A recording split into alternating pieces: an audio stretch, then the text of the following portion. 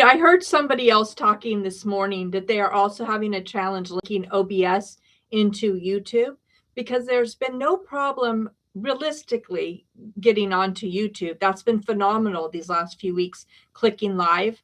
There was a challenge this morning, but that was really on an issue of switching computer platforms. And there's no problem on OBS. It's not the simplest software. There's a lot of gadgets and buttons and a lot of settings, right? But once you've got OBS set up, it should flow directly into YouTube. And that's what we're trying to fix. And I'm happy whenever I hear that the issue isn't just on my end, but more of a global issue that is needing to be resolved. As many are now migrating from OBS altogether to StreamYard, which is a phenomenal tool. And the interface is excellent, but there's additional fees and costs. And once you get into the monthly billing, it can kind of get out of control. So we're trying to figure out how we're going to move forward with that. So anyways, welcome back today. I wanted to move forward, although there's so much to talk about the other topics. And I really want to dig under the hood there of the geofencing concept and some more revelations that have come out. But I want to get more technical on that as well, so people really understand what is going on there and how it is directing, affecting, and manipulating you in everyday life. Whether or not you even have your own phone in your pocket, if you're going into a Walmart, as an example, how that is affecting you and your family. So we'll go into that, and I'll put that together. But for today, what I wanted to do, and it looks like the camera is, let me see if I can adjust this a little bit. Excuse my reach there. I think that gets a little bit better. We're finally getting to the point of having the office a plug and play now. It's ready, it's set up. Other than today, we're usually using the same camera. And at some point, I'll show you the office. I think, some people want to do open houses. They want to see. Baron talked about the boxes that are off screen. I don't quite have that, but I don't have all the wires tied in it properly. It's not beautiful. So we'd like to at least present this a little bit nicer before we go into that. But what I do want to talk about today is what I posted in the thumbnail, H1B visa fraud. There's going to be, although I break my videos down into segments, there's going to be like a second chapter included into this. It's going to be a shift in another direction, or actually more detailed, listing the legal guidance around it. But this first half is really meant to be an opening to, again, bring this technical influx, this challenge that is affecting, and for many of us, being told that this is part of being a melting pot. This is part of being America. Open your home. And yet there's so much more going on to this. So this is what I'm going to look at today. Again, welcome back. This is Tech Reality. I'm Barbara. I'm coming to you from Silicon Valley. And the depth of the stories I have are not even fathomable to most individuals. And yet this is the life that we live out here. So what I wanted to do again is look at the H1B visa fraud. And yes, it is fraud. When the lights come back on, there's a lot that we're seeing. So let's get started here with why it matters today. Today we're talking about H1B visa fraud, not because it's new and not because it just suddenly started, because the lights are coming back on in this country. Back on in 2026, fraud is being actually investigated, really looked into, and penalties are coming forth. And when the lights come on, people finally see what's been happening in the dark. Fraud doesn't begin when it's exposed. The moment that you realize that there's something happening and now you have facts gathered and people are talking about it, the water cooler, the mailman, it's been going on for a while. Fraud begins when it's actually normalized. And this is where we're at today. And this is where we are witnessing right now across visas, welfare systems, universities, housing, healthcare, and employment. It's not chaos, it's a cycle. So let's look at cycles. So this will be segment 1 today. And it looks like, unlike Baron, I do use ChatGPT in order to write my outlines. So what I do is I do an immense amount of research. I give ChatGPT my background, my insights. I do normally I spend maybe an hour, hour and a half putting together my thoughts, grabbing different websites, researching, pulling it together, and then it'll organize it so that you don't watch me and I'm bouncing all around. But I've noticed there's a lot of topics it won't talk about. For instance, God is one that it shies away from and will often omit. Jesus doesn't even get mentioned. And if we look at systems like H1B visas, it's very difficult to use ChatGPT to shape because everything I put here into the narrative and framework and my experience has been deleted. So let me talk a little bit about that before I get into to this and see if maybe it pops up somewhere else here that I'm not seeing. But what I want to do is share my experience. And you could say this is allegedly or my opinion, but this is just what I have witnessed. And in order to make this fair and not pointed, I'm going to talk about a story, somebody else out there that I'm just imagining might happen, whatever that means. So let's say that you're a founder and you want to start a startup in the United States, or really in the world as it's getting more decentralized, but you would go to Palo Alto and meet with venture capitalists. You would get yourself into an accelerator like Y Combinator or Founder Institute or any number of them. There's now over 1,000 nationwide. You would find a robotics one if you're interested in robotics, medical if you're interested in medical, whatever that direction is. But as long as it has a technology component, you can apply to participate. You are then coached via somewhere between a 2 and 3 month period on how to launch a business at scale. Not a mom and pop startup, but not a mom and pop small business, but a tech startup. You will learn all the foundations. You will learn and be introduced to individuals who could fund you. You will also learn shortcuts. And if you accept funding, you will have individuals placed on your board that may or may not have the same vision and values that you do. One of the major funders in the United States is In-Q-Tel. This is CIA funding. This is publicly known. There's 19 other intelligence agencies that also have funds. Who are they funding and why are they funding them? So if, again, you're a young startup and you want to start a company, you're going to get involved in this great community of wealth and knowledge and the wheels that'll keep you moving. What is that going to look like to you? You don't know, and it doesn't matter. You're from week to week, you are running a race. And if you don't cross that finish line within the period of a 24-hour cycle or the 7-day week or the 2-month period, you're not going anywhere. You're not going to get matched with other founders. You're not going to get funding. That's it. You may now create a small business if that's what you want, but that's all it will ever be.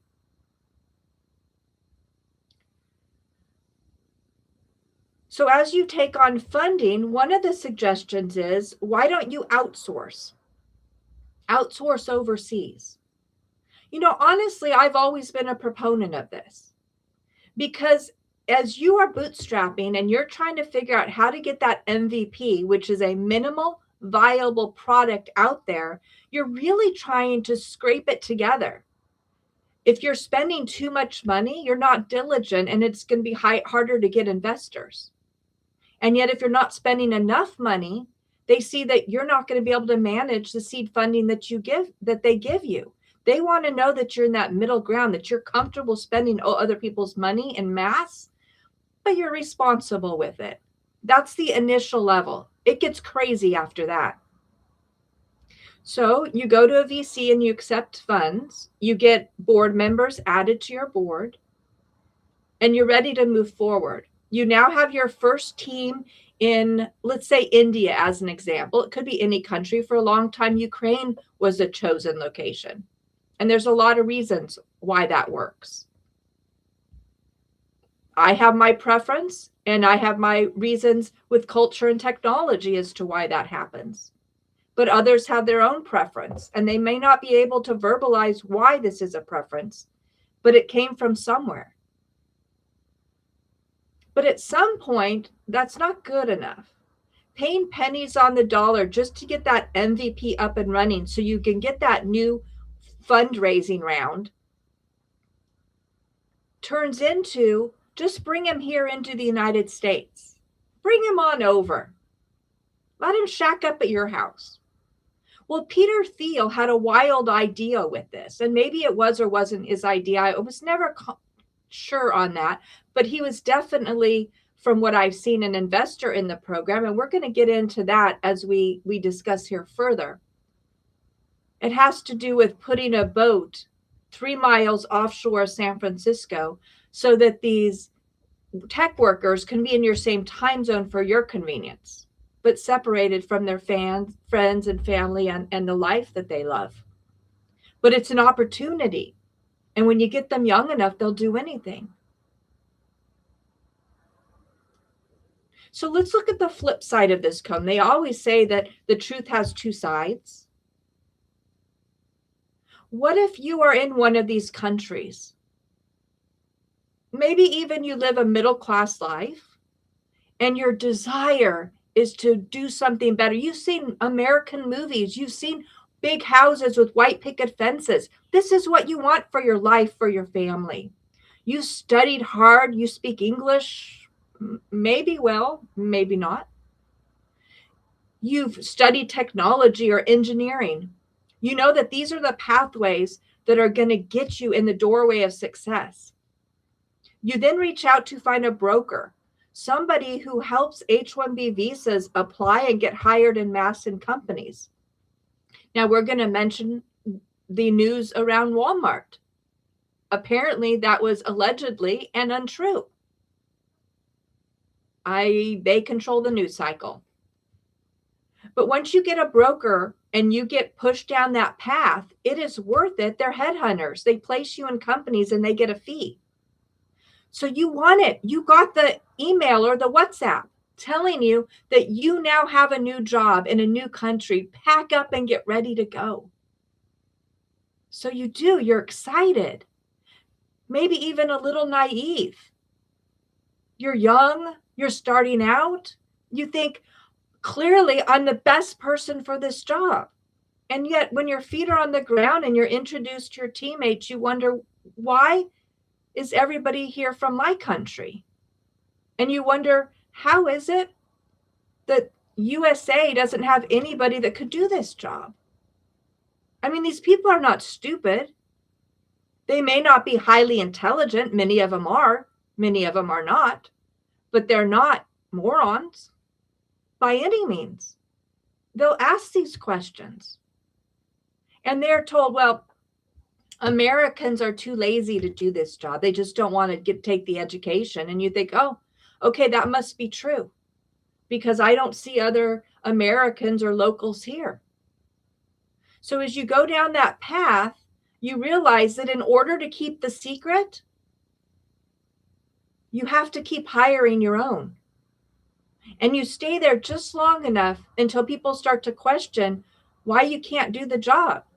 Inside, you know, just shut up and keep moving forward. Take the opportunities for training. The opportunities for training you are there. But notice that they're not there for locals. Or maybe you have no insight into that. So culture at work doesn't mean anymore to pull on individuals who believe in the vision of the company, the mission, who want to do the job and have the education to the job. The culture at work ends up being, are you from my country? You can work with me. Are you a woman? In my religion, I can't work with women, so you can't work with me. Under the 2024 California caste state bill, You can no longer discriminate based on individuals based on a caste system. We don't have a caste system in California. So why was that law created?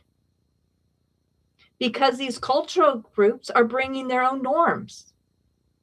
And it is shifting the way that we run companies. So why is it the venture capitalists and the government, as we will talk about the White House, are pushing what I call country welfare? Why are they bringing individuals into this country who are stating, I don't know how to do this job, but so fearful that they'll get sent home, they're going to do anything to keep it? What is that all about?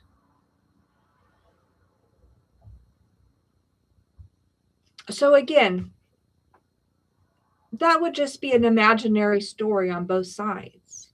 But why does this matter? The lights are coming back on in 2026. And as I said, fraud doesn't just begin when it's exposed. Fraud begins when it's normalized. It's okay. This is the way things are done. Others don't want to do this. What we're witnessing is a cycle. So let's move on to segment 1 here, the law of cycles.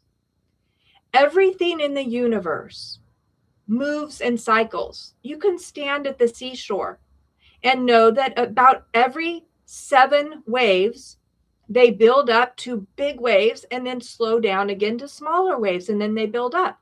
And I've told my son when he was little to stand there with his feet in the water and understand that no matter how bad life gets, no matter how big those waves come to you, take a breath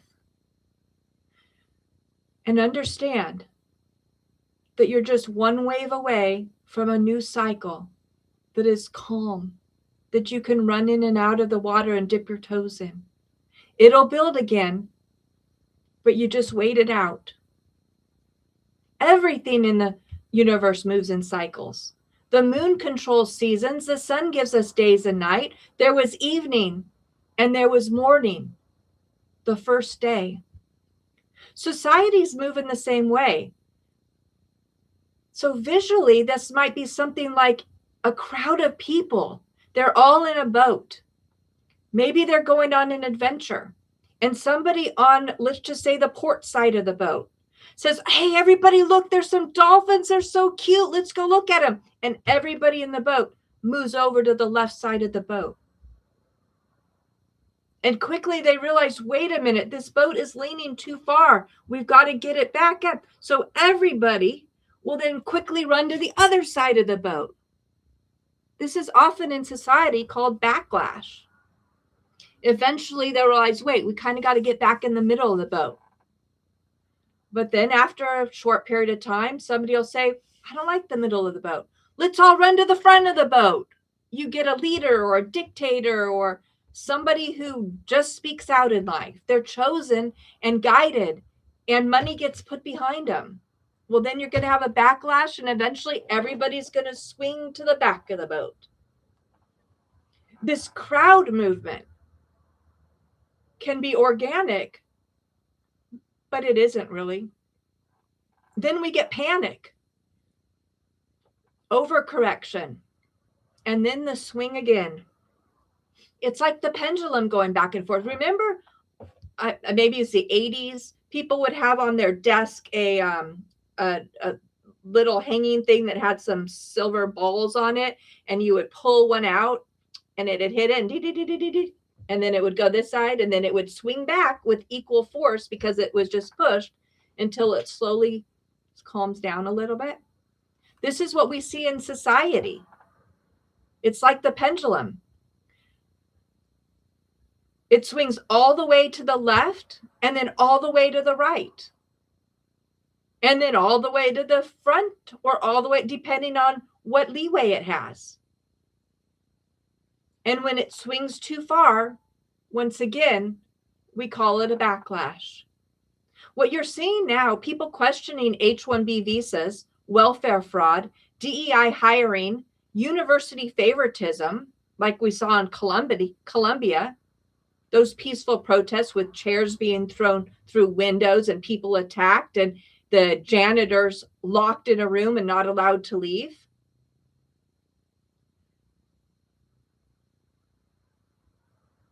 This isn't extremism. This is the pendulum swinging back again.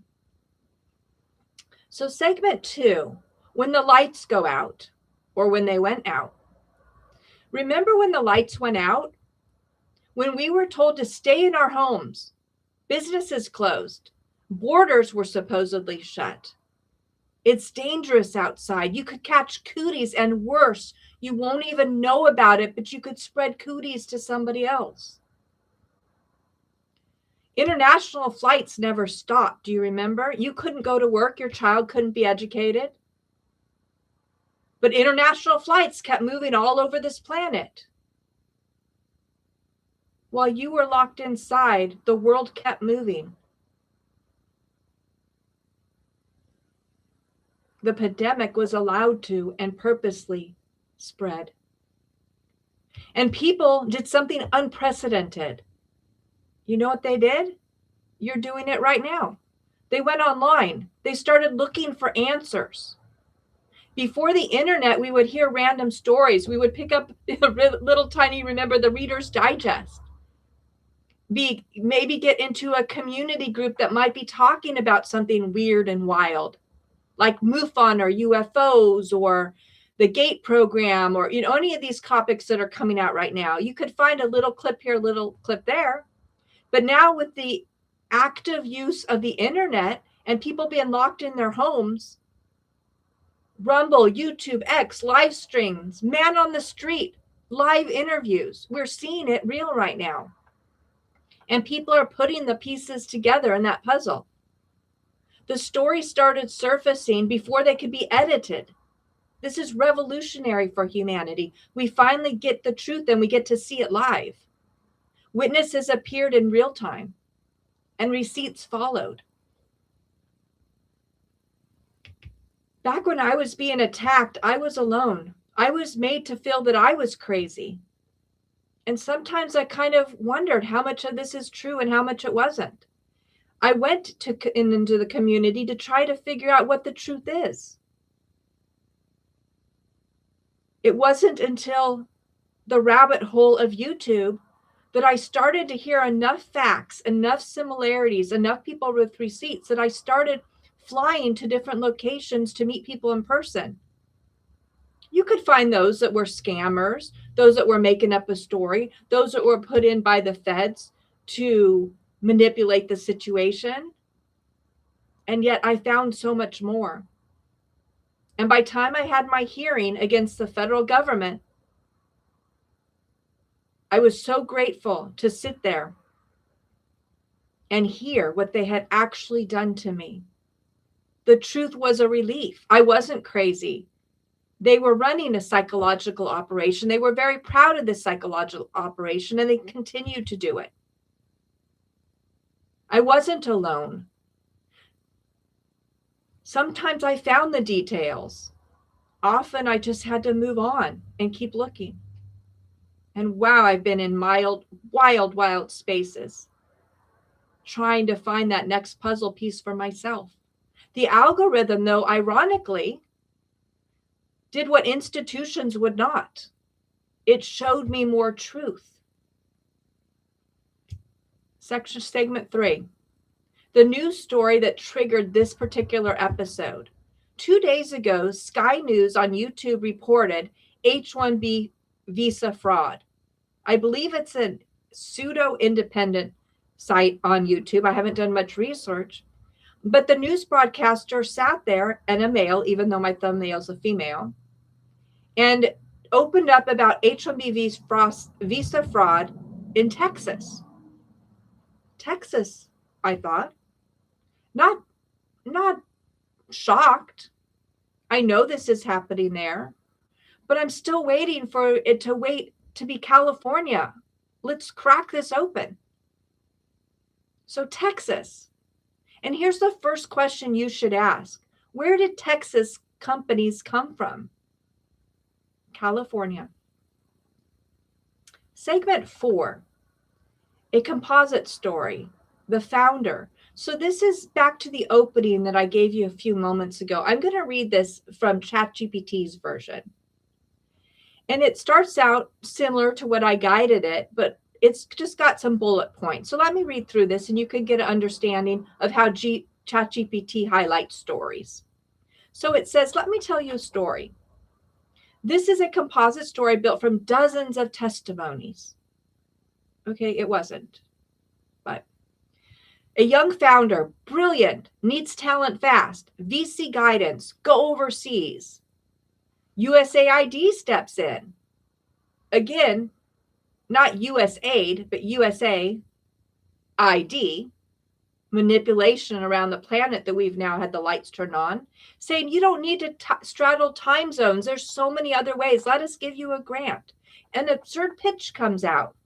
Put the workers on a boat, just 3 miles off San Francisco coast in international waters. Same time zone. They'll do it. Again, this was linked to Peter Thiel, Seasteading Institute, floating tech utopias, a regulatory escape. No, I don't ever, haven't, and will not trust Peter on any level. Period. When regulation becomes unbearable, innovation doesn't die. It floats away. So then it moves into, as a segment 5, talking about the flip side. So let's see what it says here. Desperation meets manipulation. Now shift POV, point of view. Now imagine you're a university student overseas, studied for years, family sacrificed everything, one shot out of poverty. You're at your keyboard, clicking away. That's it, clicking away, clicking away. And the WhatsApp message pops up. Yes, you can go, you got it. From your perspective, you've earned it. But then once you get your feet on foreign soil here in the USA, you wonder, why does everybody look like me? They all speak my language. Oh, that just makes me feel more at home. Aren't there any Americans who can do this job? The answer given is Americans are lazy and stupid. Oh, you're the solution. Yeah, I've always known I'm special. The reality, the job doesn't match the description. The skills are irrelevant. And threats are comply or lose your visa. You made it to America. No family, no friends, and a fear replaces hope. So you learn to survive. You can adapt. You can do this. You had a calling. You're the best.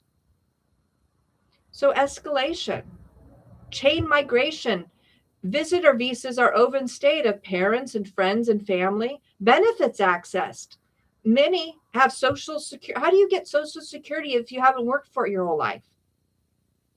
And free medical benefits, free legal assistance. Welfare becomes normalized. In fact, if you don't fill out this welfare application, many locations won't help you because they can get more through welfare from the government than directly from cash from you that are new and struggling. America feels free. This is the land that you dreamed of because someone else is paying for you. So that's how ChatGPT handled that segment. Segment 6, the system reveals itself. Promotion logic.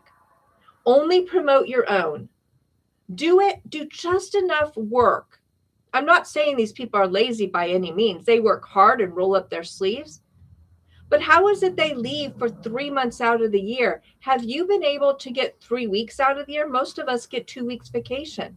When I worked for the feds, I had 5 weeks paid vacation plus every holiday you could think of and work from home days.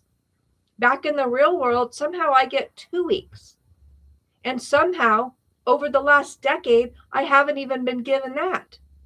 They decide that we don't get time off. And if you take it unpaid, you may not have a job when you get back. But somehow, my supervisor from India would leave for 3 months at a time, multiple times a year. There's only 4 quarters in a year.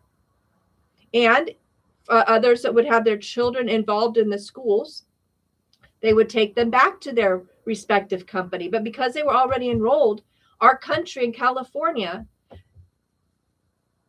who pays, as of the report yesterday, over $27,000 per student per year for education. And we are below Mississippi. We're down at number 39. And quite honestly, I'm surprised we're up that high. While those families take advantage of our system, they get independent study programs to take their kids home. They're holding up a seat in the classroom. That seat cannot be filled, and yet they get free education overseas. Many of them don't want it anyways because the quality is so low. So they figure out a way to manipulate additional resources from your tax dollar. So again, it's not just do enough work in order to just make it look busy, but it's just do enough work so you don't get caught, that you don't actually know what you're doing, and then move on before exposure. How is it with an H1B visa? They don't get fired or laid off. It's very, very rare. They're usually moved from one company to another. Have you tried to move from one company to another? During the .com era, you could work at a company for a year at a time and keep building your career, gain that experience, and quickly add it to another booming business. It was a phenomenal time. That all stopped when H1B visas get priority movement to other companies so they don't have to lose their status and leave this country. And while I'm mentioning this, H1B visas, while you were at home during COVID, they had to check into a workplace, just like student visas had to check into a campus. They were prioritized.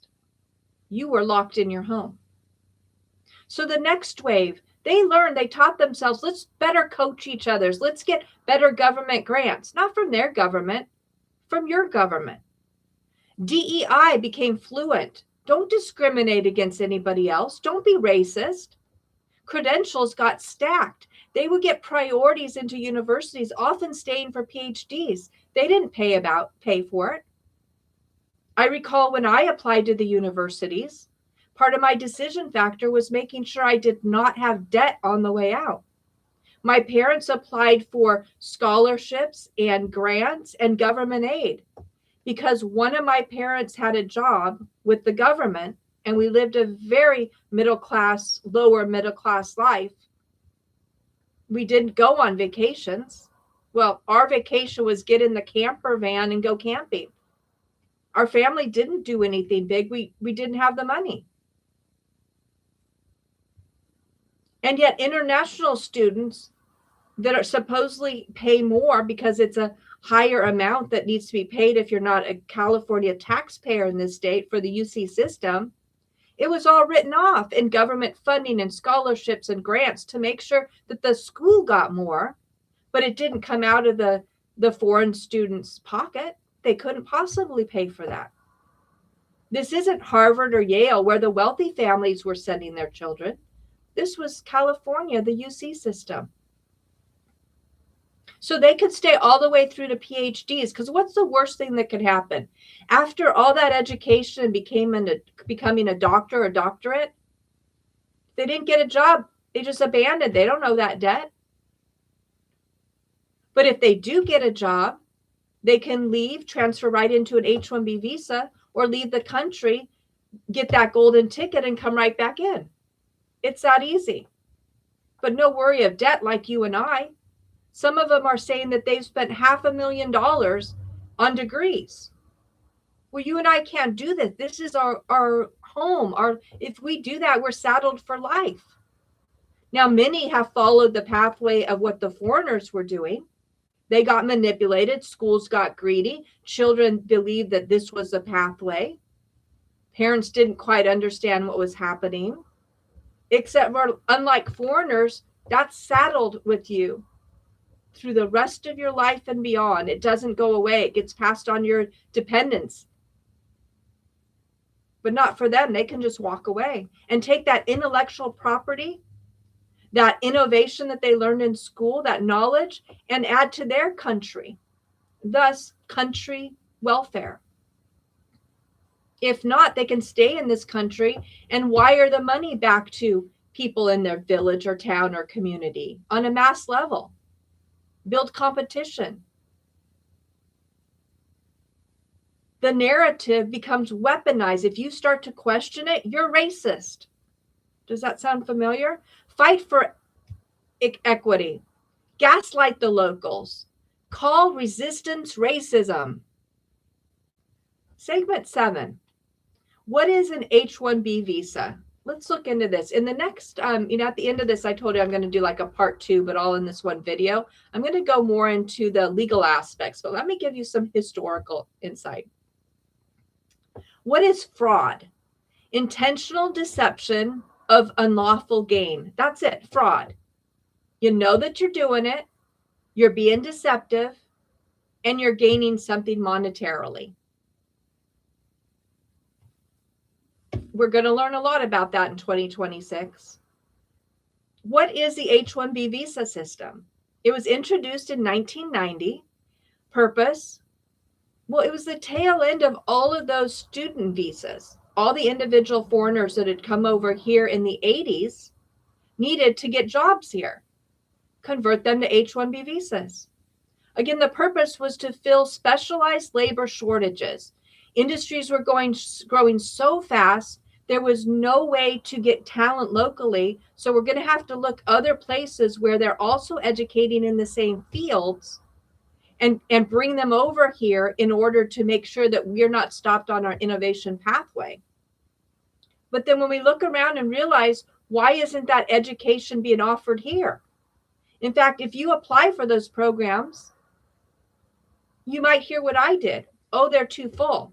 And you peek in the door and you see who's in the classroom.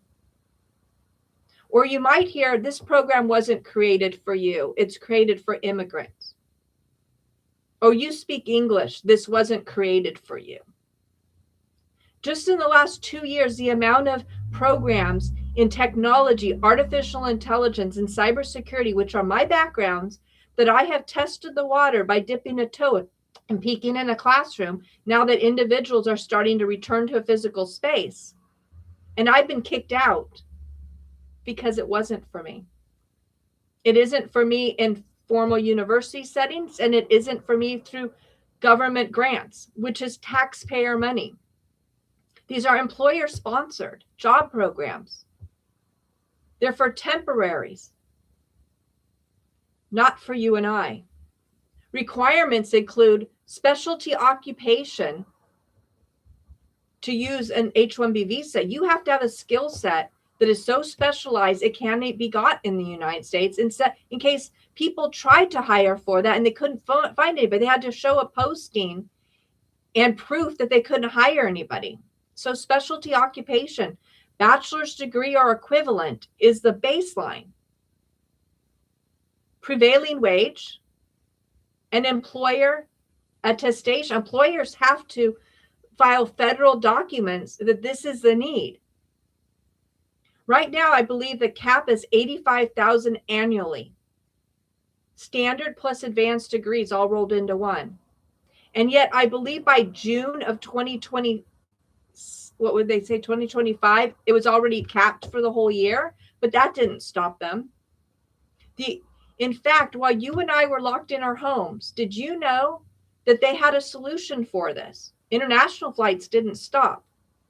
And in fiscal year 2021, in order to grease the wheels and allow the scam to continue, an electronic registration was introduced. And the system just relied on honesty. Again, it's fraud.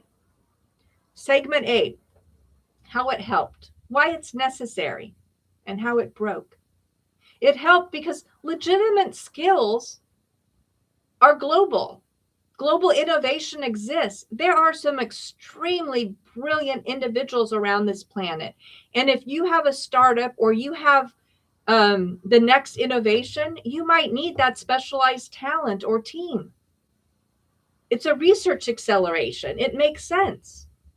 But how it harmed, it suppressed wages of locals. It replaced jobs of locals. displacing us even out of our homes. There were training exclusions and parallel caste systems, as in the 2024 California state bill restricting caste systems in the workplace. That's not American. That's not American as much as when I drive down a regular road now, I see the signs, watch for pedestrians crossing, as they have an adult holding the hands of children. That's what we see at the borders. That's what we see in the southern part of San Diego, down by Tijuana. This is not our culture. We know how to cross the street. What is being brought in here? So my own testimony, I've witnessed priority hiring, priority training, promotion for foreign-born workers, and priority termination for, let's call it, U.S. citizens or locals. Even if you are foreign-born but here more than 15 years, you're still subject to this discrimination. There's a different wave of individuals that have come in. Segment 9, Texas, California, and the Exodus. Where did all those U-Haul vans go from California? Those people didn't disappear. Many ended up in Arizona and Texas. Major headquarters that have moved over the last 5 years, global headquarters, specifically from San Francisco area, but largely from California, into Texas. Tesla, Oracle, Hewlett-Packard, Palantir, Charles Schwab. Now, if any of you read the initial book or biography, and I don't have that in front of me, that tells the story when Elon Musk got married and was on an airplane for his honeymoon, Peter Thiel at PayPal, that they were working, they're part of the PayPal mafia, called a board meeting and had Elon removed, put himself in place. These two can't be buddies or friends. But that change in story has been very interesting. But anyways, California exported its companies and imported the consequences. Who do we have left? People who don't have jobs. We have no taxpayer base. All these billionaires left. Huge companies left, took all the jobs with them. They'd already laid off and gone through us. When we started companies, it's not that simple. You have to be approved and blessed down that path. As an example, we're seeing all of the nonprofit fraud, which a lot of it is foreigners, a lot of it are locals. It seems to be shared across right now. I went to start a nonprofit law group last summer because locals cannot get legal help. They're told that all the grants, it's funding the immigrants. And so they just, a business decision. They're not going to help anybody else because that's where the money is. So I went from location in order to get help with attorneys and that might be able to help locals who had a heart and some values. And from one location after another, because these nonprofits are all fueled and approved through hubs, I was constantly told, don't start that. That's not the values that we have. And besides, we already have a bunch of nonprofits that offer legal advice. So we're not going to fund you. All their legal advice nonprofits only help migrants. If you're not approved and blessed, you're just not starting your own pathway in California. Segment 10, connected fraud systems. They don't happen in a vacuum. It's not an anomaly. California fraud investigations are expanding. Finally, the lights are being turned on and somebody's caring enough to look. Homelessness spending. We just saw 3 individuals get arrested by the FBI, one this morning, 2 others this week. Each one's, I think it totals over almost $300 million between the 3 individuals, which apparently were independent, not tied together. But they said they provided housing and 3 healthy meals a day. One provided a $7 million home for himself in this country and another home for himself in Greece, and a whole slew of exotic vehicles I don't think the homeless accessed any of these, and I don't think he moved over in his home to allow them shelter. And one box of ramen noodles for them to use in a microwave if they wanted. And this is what we're up against. Homelessness spending, where'd that money go? Identity fraud involving minors, healthcare billing, opioid distribution. I talked about my son going in for hand surgery, and the anesthesiologist telling me that it would be a violation of her Hippocratic oath if she didn't give my son opioids. Where in the world does that come from, Miss Foreign-born doctor?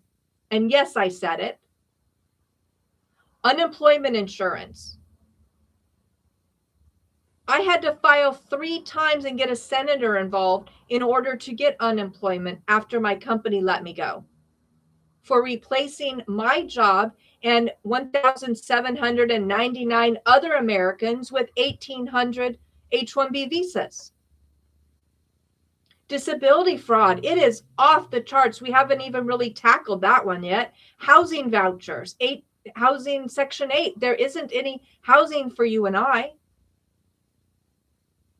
But there sure is for foreigners. Education grants, not for you. NGO pass-throughs. H1B visa abuse is right there on the list. These are not isolated, they're all interconnected.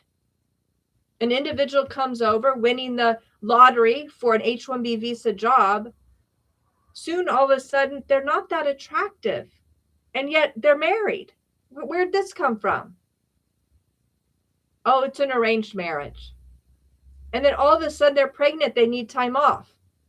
And now they take their child to school and they're demanding that the teacher not provide any birthday cakes or allow any other child to bring a birthday cupcake because that's against their religion. Or if you do provide something, you must meet their nutritional requirements. Growing up, I had different nutritional requirements. And you know what I did? I brought my food with me. I celebrated outward. I never expected anybody to change the way that they were doing something. I would never go to another country and stand my ground, waving another flag and demanding that you do what I do. That's not the way we treat each other. And yet I see it over and over again. What about the other side? They have children. They now need our parents here to take care of the children. Time after time, as they introduce me to their parents, somehow their parents are recently here. They've never been here before. They don't speak English. They smile and they're very kind. But I asked the next day, how did you say they are on Social Security? Oh, yes, they get Social Security. How does that work? Oh, and they're getting free medical. How are they getting free medical insurance? Well, that's why they're here. They don't get it in our country. So they're getting monthly payments and medical subsidies, and they even got a housing voucher. No, they don't live with us. How does that work? It's all interconnected. The fraud continues. Knowing that it's been overlooked for so long, why stop now? If somebody else is filling in their pockets, it's only right that you fill in your pocket, seems to be the attitude. So in closing on this segment, I'd like to say this was silenced, but it's not forgotten. Fairness is not hatred. Asking questions is not racism. And no, Americans are not lazy and stupid and refusing to get higher education. Accountability is not cruelty. The lights are coming back on. And when they do, systems don't get the final word. People like you and I do. And to anyone who is a foreigner, who has been a guest, and yes, a guest in this country, welcome, enjoy. Travel, bring your family, enjoy. But if there comes a day where your guest invitation has expired, there isn't about whining or crying or a shock.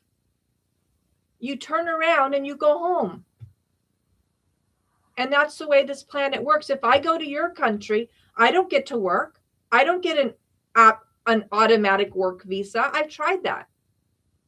I don't get free housing. That's absolutely not. And I certainly don't get free food. If I go to your country and I want to buy property, I have to have either a local cosign or under a trust. And at any time, the government has a right to take it from me.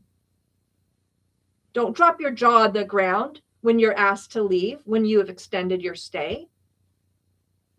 We're thanking you for the insights and the innovation and sharing your time. What we're not doing is moving out of our homes so that you can take them over. So 3 ways to question this narrative. Who benefits financially? Who is not allowed to speak? And what happens when you ask for data instead of slogans?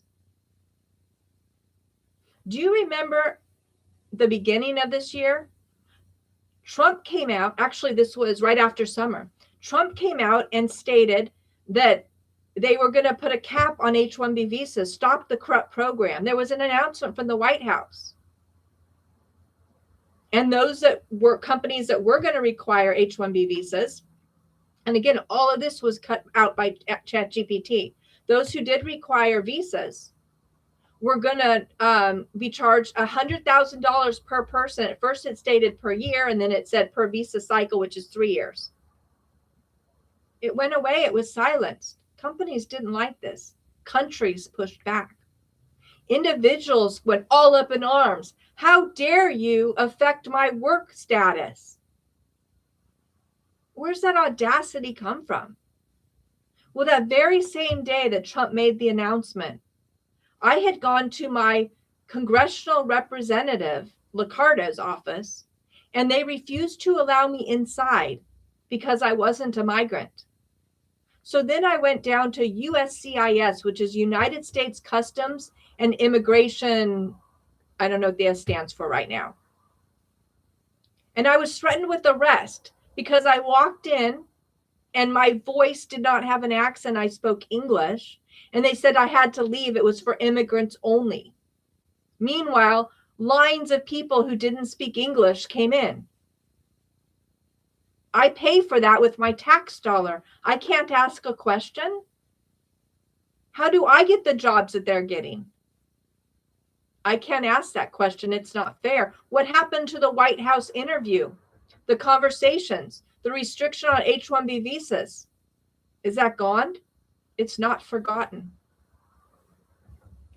So I had highlighted some references. ChatGPT has erased those references, but I do have some of the locations you can go to. So if you want to know about U.S. State Department visa statistics and research whether or not your company prioritized visa hiring while you were at home or at any time, you can look up by company and find out year by year how many H1B visas they applied for, how many were accepted, how many withdrew, and how many were denied.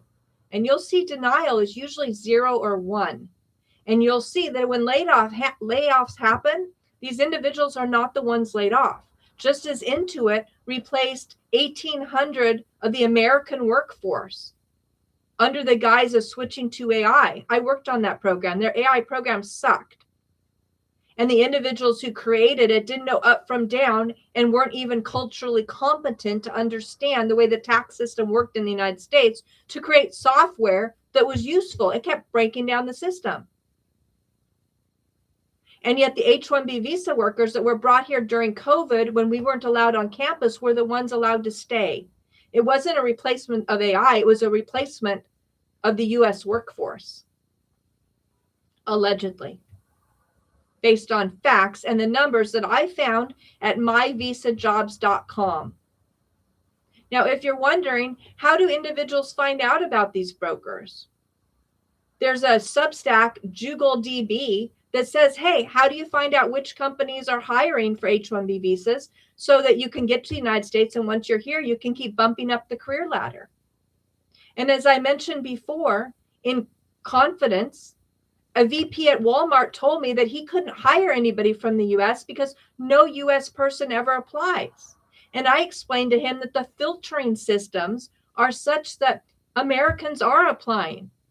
you don't see the applications. Just like Workday, allegedly, I don't know where that is on the announcements, got caught restricting anybody over 50. If you were over 50, they wouldn't show your interest in a job to the workplace, the company that's hiring, the employer.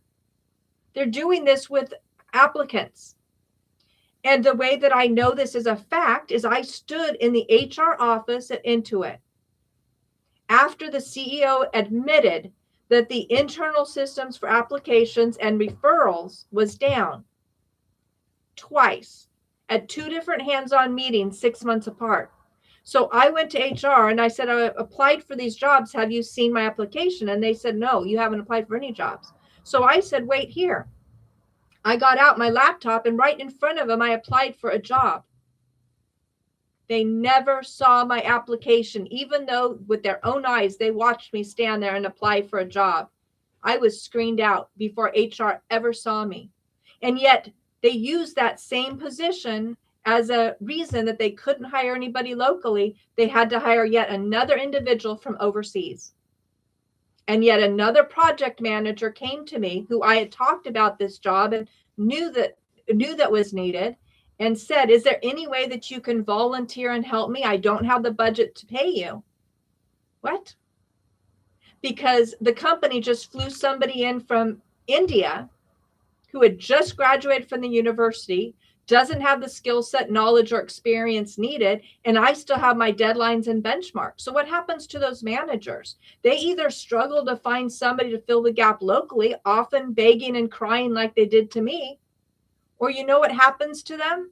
Just like my executive friend at Cisco, who was there over 30 years developing the entire AI program, slowly, one after another, foreigner H1B visas got put on her team. They weren't competent. She was very concerned because they were taking up the headcount, the FTE, full-time equivalent roles.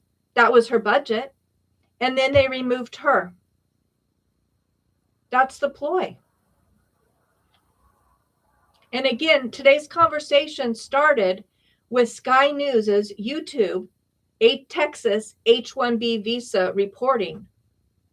There's another, I said I wanted to go a little bit deeper here today. And this was one that I went into before.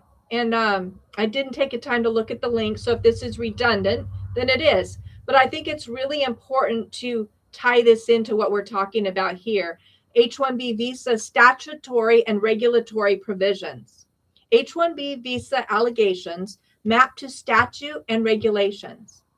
Number one, failure to recruit and retain qualified U.S. workers. Law regulation, INA section 212 N1A and 20 CFR section 655.731A and 20 CFR section 655.739.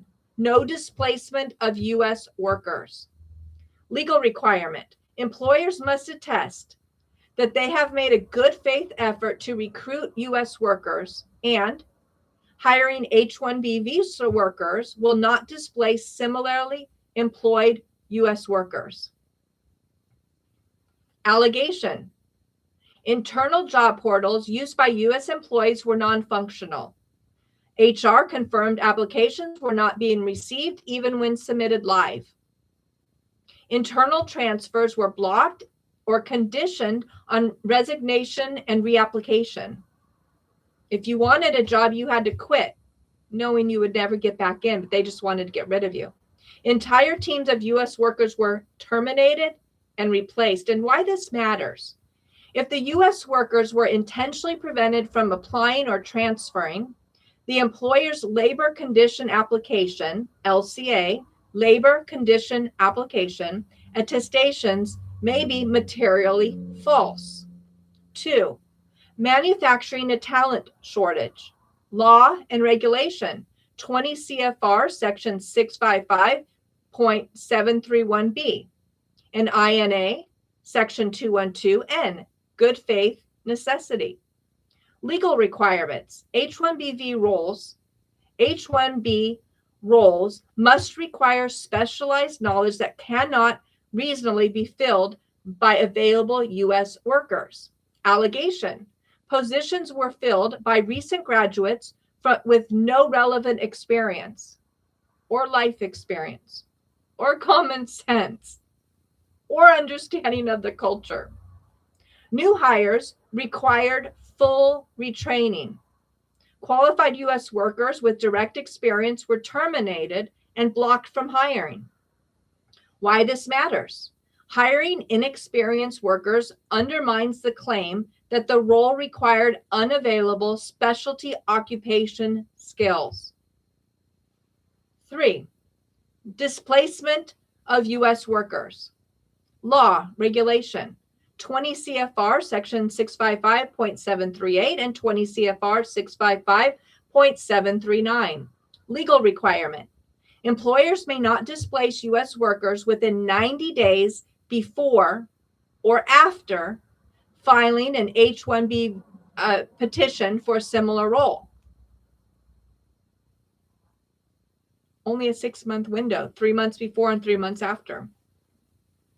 Allegation: 22 of 30 U.S.-based team members were forced out within months.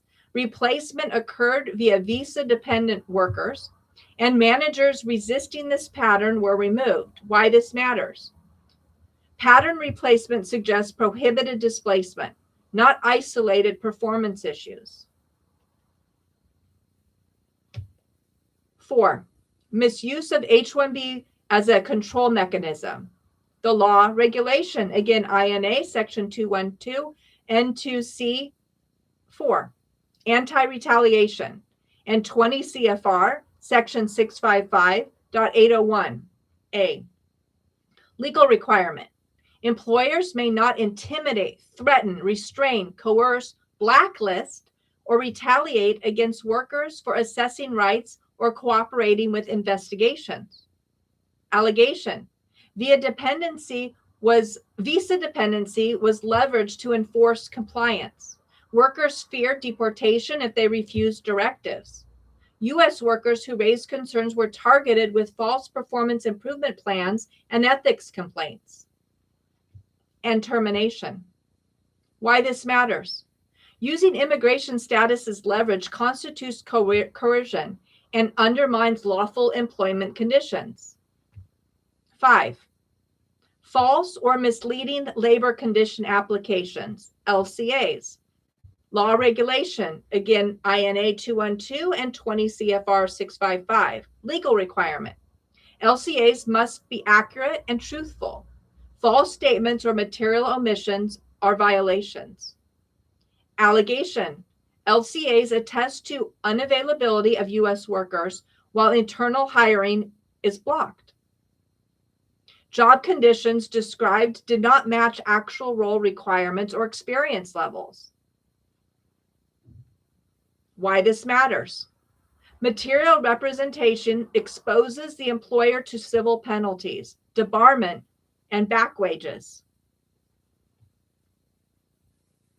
Why within the Department of Labor? I think this was cut out too. Within the Department of Labor, I've been waiting for my case to be heard since October of 2022.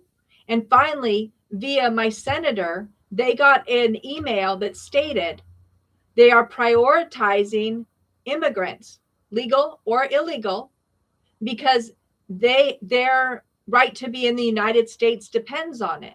I do not fall in that classification, so I do not get assistance. Department of Labor is taxpayer funded in order to protect fairness in the workplace, and yet they are openly discriminating.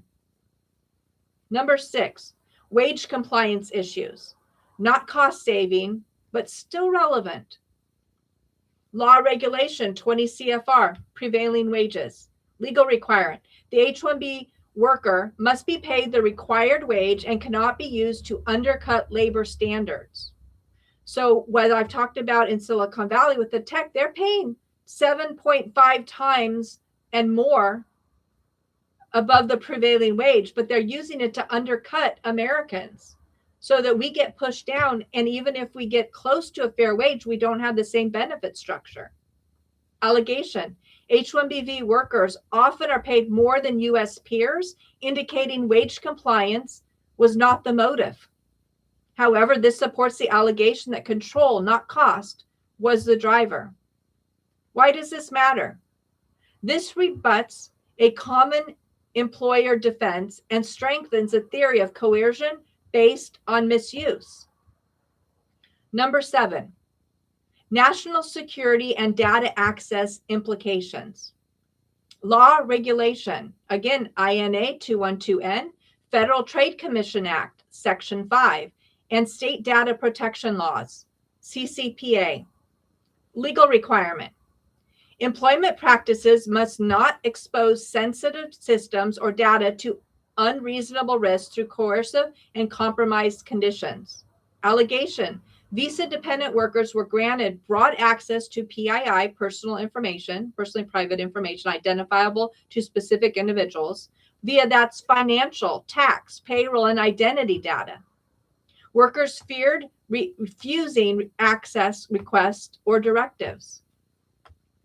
Why this matters. Immigration dependency combined with sensitive data access creates elevated risk of misuse, compromise, or external pressure. Why was the number one place for new H1B workers into it the same place that the main fraud was happening? The same country. They learned our systems and they hacked it, allegedly. Number 8, retaliation for reporting and resisting. The laws, again, INA and 20 CFR. The legal requirement. Workers are protected when reporting violations or cooperating with investigations. Allegation.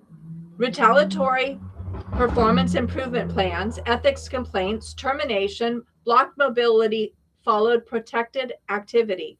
Regulatory agencies delayed or deprioritized investigations. Why this matters. Retaliation chills enforcement and allows systematic violations to persist. The bottom line for investigators who want to dig deeper here, material misrepresentation in H1B filings from corporations. They have a live signature on it. A real person put their name to it.